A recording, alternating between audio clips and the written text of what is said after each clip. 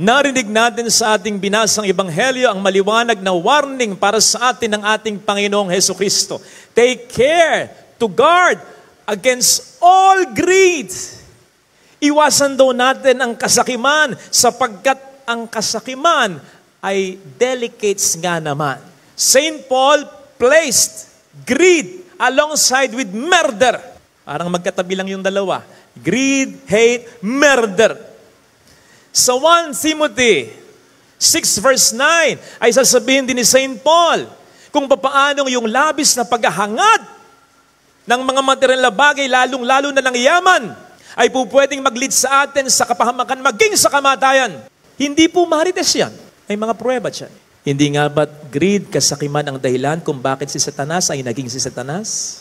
Hindi nga ba't greed, kasakiman ang dahilan kung bakit nagkasala si Eva at si Adan? Hindi nga ba't greed, kasakiman ang dahilan kung bakit pinatay ni Cain si Abel? Kung bakit pinatay din ni Ahab, ni Jezebel, si Naboth upang mapasa kanila ang kanyang ubasan? Kung bakit dahil din sa kasakiman, nagkasala si Haring David? Nahalo niya. Nahumantong pa sa pagpapatay sa asawa ni Bathsheba. Kasakiman din ang dahilan kung bakit nagpapatay si Herodes ng napakaraming mga bata nung kanyang kapanahunan. Kasakiman din ang dahilan kung bakit ipinagkanulo ni Judas si Kristo. Come on! Mula noon hanggang ngayon, sinisigurado ko po sa inyo, kasakiman ang isa sa pinakapunot dulo ng paghihirap, broken relationships, walang pagkakontento ng tao, kamatayan sa buhay na ito. Kung bakit hindi tayo natututo? Ano? Ayaw nating maniwala kay Kristo? Alam po ba ninyo na majority sa mga teachings of our Lord Jesus Christ ay about riches? Hindi ba tayo naniniwala sa mga karanasan ng ibang tao? O baka denial pa tayo na kung minsan biktima na tayo nito, baka sakim na rin tayo. Father, anong sakim? Let me help you. Sakim ka na kung wala kang iniisip araw-araw, napapaginipan mo pa yung pera. Sakim ka na kung nakararaos ka naman kahit papaano araw-araw pero hindi ka nagpapasalamat sa Diyos sa tuwing ikay magdarasal. Lagi ka pang humihingi, hindi ka man lang makapagpasalamat, puro ka pa reklamo. Sakim ka na kung ninanais mo pa yung meron yung iba na meron ka na naman, sobra-sobra na. At kahit na mawala sa iyo yung hinahangad mo mula sa iba, okay ka na. Pero yung sa kanila, kailangan nila. Yan ay sa kaso ng mga deficient sa mana. Marami ka na. Sakim ka na kapag nag-improve ka financially, pero nagde-deteriorate ka spiritually. Nakakalimutan mo ng magsimba, magdasal. Sakim ka na kapag gagawa ka ng masama. Madagdagan lang yung ari-arian. Kahit pa maargabyado mo ang ibang tao dyan, kahit pa mga taong mahalaga sa iyo. Sakim ka na kapag ang mahalaga sa iyo ay ang cash mo at hindi ang karakter mo. Sakim ka na kapag napapabayaan mo na ang pamilya mo, pati na ang sarili mo dahil sa negosyo sa trabaho. By the way, hindi lamang po sa pera ito, ha? Pwede rin sa atensyon, sa ibang bagay, sa kapangyarihan, sa posisyon, etc. Ang daming mga values na pinapangaral si Kristo. All of a sudden, someone stood up from the crowd. Sabi, Panginoon, sabihin mo nga sa kapatid ko, i-divide na yung mana ko, bigay na sa akin yung mana ko. Parang ganito, nagsisermon ako ng ganito. Ang ganda ng pinag-uusapan natin. Biglang may tatayo, Father, punta ka nga sa amin, sabihin mo sa magulang ko, ibigay na yung mana ko. Ano kinalaman ko sa mana ninyo? Hindi, ang punto dito, mahalaga yung pinag-uusapan. Kingdom of God, about generosity, baka about forgiveness. Bigla kang sisingit, ang ilalagay mo sa topic, pera. Mahalaga ba yung pera? Mas mahalaga ba yung pera kaysa mga gintintong aral na sinasabi ng Panginoon? Kaya siya sinermonan eh.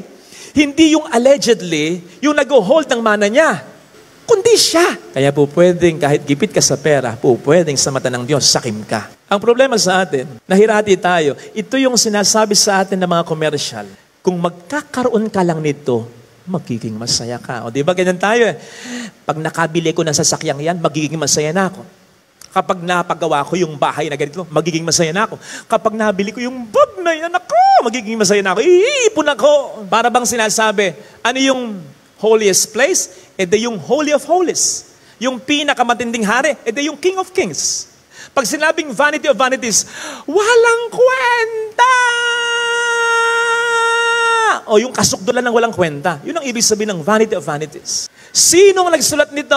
According to the tradition, si Solomon. Ano ang pinatutungkulan ni Solomon sa vanity of vanities? Lahat ng bagay. Pero, pinakauna, alam nyo kung ano?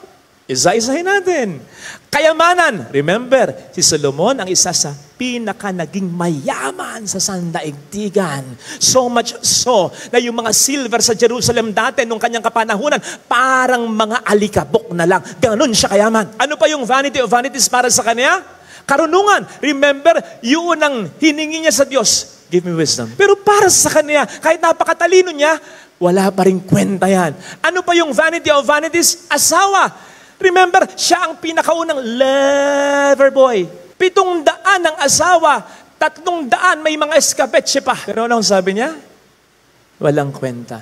Don't get it wrong. Hindi sinasabi ni Solomon, hindi sinasabi ng Panginoon, huwag ka nang magtrabaho, huwag ka nang mag-ipon, huwag ka nang magnegosyo, huwag ka nang mag-aral ng mabuti, huwag mo nang abutin ang mga pangarap mo sa buhay, huwag ka nang lumagay sa isang magandang Hindi yun. Ang sinasabi dito, blessings ang lahat ng yan, lalong-lalo na sa mabuting paraan na nakukuha at pinagsisikapan din naman. Kaya lang, hindi dapat mawala ang pinaka-source ng lahat ng yan sa picture o sa larawan.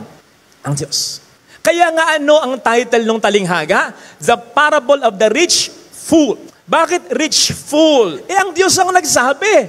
Ang nagsabi sa mayaman, tanga. Tanga ka. Bakit tanga? Hindi dahil bobo. Madiskarte ito. Kaya nga napalago yung negosyo. Hindi naman din ini-insinuate na ito ay gumawa ng kabalbalan sa ibang tao. Pupwedeng talagang sigap ito. So bakit tanga in the eyes of God? Ang key dito ay yung karugtong ng sinabi ng ating Panginoon na warning. Take care to guard against all greed. For a man's life does not consist of his possessions, no matter how rich he is. Yun yung keywords. Ang makakount sa kabilang buhay, hindi yung mga narating mo, kundi yung mga narating ng ibang tao dahil sa tulong mo. Ang i-accept doon, hindi yung cash mo, kundi yung mabuting karakter mo. Ang papalakpakan sa kabila, sa walang hanggang buhay, ay hindi yung idea na ikaw ay pinaglingkuran ng maraming tao, kundi yung idea at katotohanang naglingkod ka sa maraming tao, lalong-lalo na sa mga nangangailangan. Yun ang dapat mong pakaisipin.